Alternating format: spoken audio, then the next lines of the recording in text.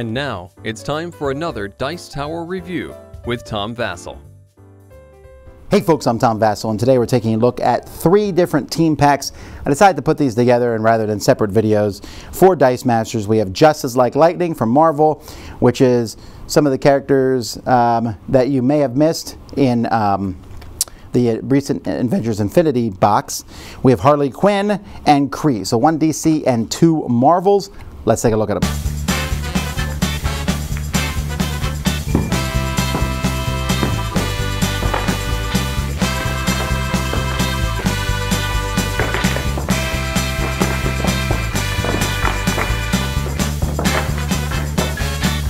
Okay, so the first set we're looking at here is Justice Like Lightning. Alright, so first of all, I think this set should be called People Not in Infinity War. We'll start with Hawkeye here. KO target opposing sidekick character die. I'm not sure that's good. Spin someone down to level 1, and when fielded, deal damage to target opponent equal to Hawkeye's level. The weird thing about this one is it costs 5. The other 2 cost 3. Now here you can basically knock out sidekick dice with a global, but I don't know if I'd pay the extra 2 for this. We also have Ant-Man. I really like Ant-Man here. You can amplify him when you use an action die. He goes up 1, or awaken, he's unblockable. And if this die spins for any reason, you can use his effect. But my favorite is he can't be blocked by higher level character dice or sidekick character dice. Definitely not being able to be blocked by sidekick is nice, and higher level can also be handy, especially if you roll the lower level. Now he doesn't do a ton of damage, but I like him. These are also the only characters in this set that have blue backs. That's because the rest of the characters have a flip ability. Now some of these flip abilities you can start on either side. So Songbird, at the start of your turn, you can flip it to the other side. You'll say, wait a minute, you can do that. What's the difference? The difference is she's a villain on one side. That's basically it. So the flip thing is basically going to allow you to do different actions. Like for example, here on this side, when you field people, you can intimidate them. Here you can KO a sidekick character dice. Here, when fielded, you do damage to all opposing dice. Here, opposing dice get -3 attack when you field her. So it's kind of an interesting thing. She also has some very different, 2, 3, and 5 for the same character. That's really a wide spread for one character. I don't know that I've seen a spread like that before. Meteor right here, when you flip her, again, they just do different things. When she's active at the beginning of your turn, when it's character card flips, flip this card. Now this one is different. You have to begin with this one face down. So when the character card of one of your active characters flips, flip this card. So you can't use this one by itself. You need another one who will then make this one flip. And it says when you flip a character card, she gets +1 attack, +1 defense. And if you have 3 active lightning characters, she gets Overcrush. If she's not active, flip this card. So that's kind of cool. It's a really neat ability, but you don't necessarily start with it. Citizen V, who in the comics started out leading a team where he said he was really good, and then he turned out to be evil. Not a spoiler. That comic came out decades ago. So he, on all his different sides, he starts there where he's better as the villain, but I guess he's just different as a villain. Here, I like this one. He has Infiltrate on one side, which is one of my favorite special abilities, and then on the other side, he has Retaliation and Overcrush. Techno is a cheaper guy who can flip. Has different abilities here. Here he has a tune, and he can flip.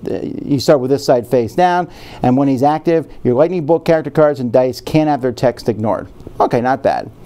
Atlas is a big guy who can amplify and then flip over and get Overcrush. Here he must always attack, and again on this one, he's basically the same thing with the difference of being a villain on one side. Allegiance to Zemo, he's another one of those guys who was good and or bad. Mach 1. Also flipping. Here he has Overcrush on one side, and the other side +1, +1. So that's pretty much what's on this one here.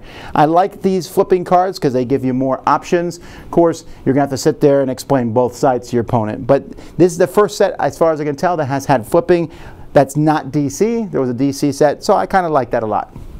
All right, the next set we're looking at is Kree Invasion. So here's the dice for that one. By the way, I really like this die from the last set, but some cool dice here. So Kree Invasion starts with Kree soldiers, and I have to say I really like the Kree soldiers a lot. This guy who has Swarm and Infiltrate, that's a nice card. This one's Swarm, and if he damages your opponent, prep a die. And this guy, when he's active, your character dice with purchase cost of 3 or less are free to field. I think I like the Infiltrate Swarm one the best, but they're all nice for 2 cost. They don't do a lot of damage, I just like them. The Kree Captain is very similar, just basically a better Kree. I think I like the Krees better, although you have Swarm with him also. Mantis, okay, so now you'll start seeing these, there's Guardians of the Galaxy characters in here. And the Mantis and the other Guardians all work together, right? When she's active, your Guardian dice costs 1 less to field. Drax, if you fielded a non-Drax Guardian character this turn, you can field him for free. Here we have Rocket Raccoon. He gets +1 attack and defense for each other attacking Guardian dice. So they're kind of pushing you, and it doesn't hurt that they're all fairly inexpensive. Groot is the only one who's not specific to Guardians, although he's specific with the team, and Groot is a lot of fun, comes with global abilities, except my favorite one is this one here, which is just a cost of 4, and he regenerates when he's KO'd, and he has really high defense. So I really like him a lot. With the Supreme Intelligence, who has Fabricate, where they can help create other dice, but they have to be Kree dice, so you're going to use those with Kree. And then Thanos, who is easily one of my favorite characters in Dice Masters ever. These are great. This guy, these two have Overcrush, and this one you can reduce the cost of him by 3 by returning villain dice. Are you kidding? That's insanely awesome. Fantastic.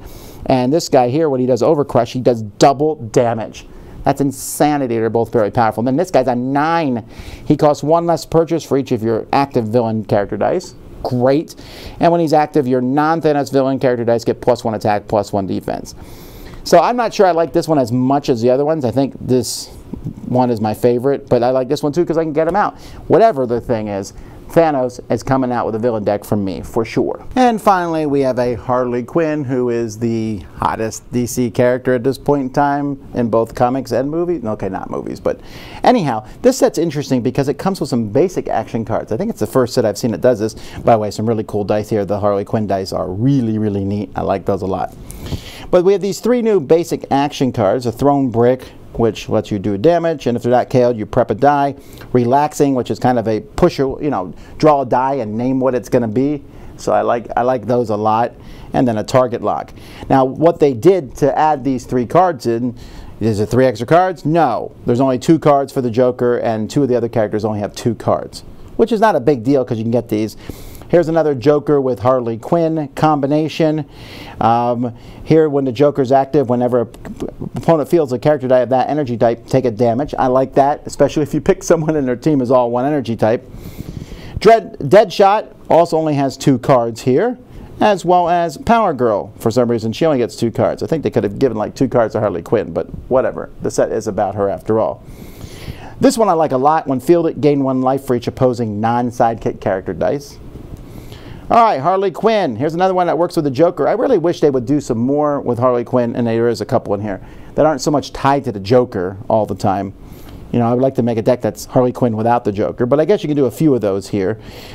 Here, when she's KO'd, reroll all active character dice, KO any that roll energy faces. So that's interesting. Is she like walking around with a bomb on her? Also, Harley's Hyena, a character I did not know existed, so I guess I'm learning. And these are interesting because all 3 cards involve both players drawing a die from the bag, so that works. Poison Ivy, another character who nowadays is much more linked with Harley Quinn.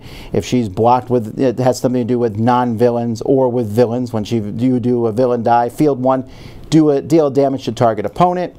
Catwoman's in the game, and this is the villain Catwoman here, so she has to do with villains. Especially this, look at this one, has a huge amount of text. When fielded, you may reroll an active sidekick character dice you control. If it rerolls an energy face, you may send that die to the use pile to KO target opposing character with an energy type that matches the energy type rolled. If you roll a wild, you may send it to the use pile to KO any target opposing character die instead. Whew! That's a lot of work, a lot of writing for a card I probably won't use that much. And then Batman, because we could never have enough Batman. So here, if you have 2 or more sidekick, Batman comes on for free. Here, when Batman's active while your sidekick character dice are attacking, they get +2 attack. And he gets +1 attack and defense for each sidekick character in the field zone. And if your opponent is an active villain character, Batman gets Overcrush. I really like this Batman. In fact, you can now make a really fun Batman Captain America deck. I think of the 3 sets, the Kree Invasion is my favorite. And that's because I like the Kree soldiers. I like having more, I guess, generic people to like fill up. Like, I wouldn't mind, having Kree soldiers and having 4 dice of that, and then the Kree captains and having 4 dice of that. That gives me 8 of my 20 dice, and then maybe fill them up with some random villains that will come in. And I'm going to use Thanos a lot, so I like him. I also like the Justice Like Lightning. I like the flipping cards. They add a little bit of complexity and extra things to keep track over the course of the game. Harley Quinn is okay. I mean, it's fine. It adds more, Batman villain things. I do like these team packs because they have 2 of each die, which means if you want all 4 of the dice, you have to buy them twice. I wish, sometimes I wouldn't mind if they came with everything you needed in one, but at least you only have to buy them 2 times and you get exactly the amount of dice you need, and then you just have an extra set of cards. But this is the future of Dice Masters, and I like these sets as they're coming out. They're fun, and there was none of these sets that I disliked. I think they're all worthwhile and worth checking out, especially Thanos. Oh, I can't wait to use Thanos again. Dice Tower Judgment approved!